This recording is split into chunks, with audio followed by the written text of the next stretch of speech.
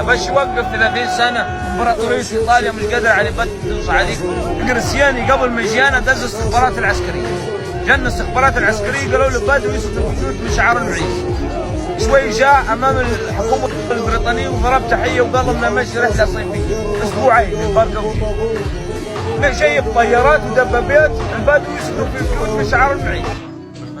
جايب قوه عظمى اسبوعين وجاي قال جا قعد فيها 30 سنه وكتب كتاب برقه واول كلمه قالها برقه الهاديه وقال تمنيت ان تبقى هاديه. امنيتي كانت من 30 سنه انا تبقى هاديه.